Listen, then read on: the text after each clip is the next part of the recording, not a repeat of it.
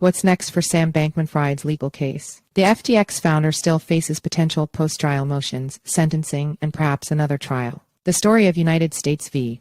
Sam Bankman-Fried isn't quite over yet. Now that he's been found guilty on 7 different charges, a few things are going to happen. You're reading the SBF Trial, a CoinDesk newsletter bringing you daily insights from inside the courtroom where Sam Bankman-Fried will try to stay out of prison. Want to receive it directly? Sign up here. One is, of course, the U.S. Probation and Pretrial Services System will get to work on drafting a memo for a recommended sentence. The Department of Justice and the defense team will likely have views on that recommendation. Judge Lewis Kaplan has scheduled a tentative hearing on March 28 to discuss the proposed sentence, with deadlines for the two parties to respond to the memo ahead of that date. There's also Bankman-Fried's second trial, currently scheduled for March 11. The judge set a February 1 deadline for the DOJ to update him on whether or not it intends to proceed with the second trial, which is also dependent on the U.S.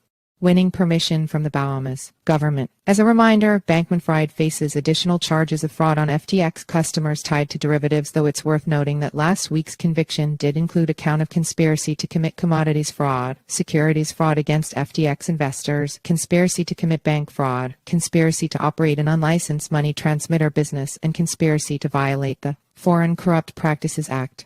These charges were not included in Bankman-Fried's original indictment, meaning they did not appear in the DOJ's request to the Bahamas for his extradition. The Bahamas Supreme Court ordered that the government cannot retroactively grant permission for a trial on these charges until after a hearing has been completed. I haven't yet seen any confirmation that one has been scheduled. There's also post-trial motions. Defense attorney Mark Cohen and his team may file for a new trial or for the judge to acquit despite the jury verdict. These are pro forma, but Cohen suggested he will file those and has a November 20 deadline to do so. The DOJ must respond by December 18.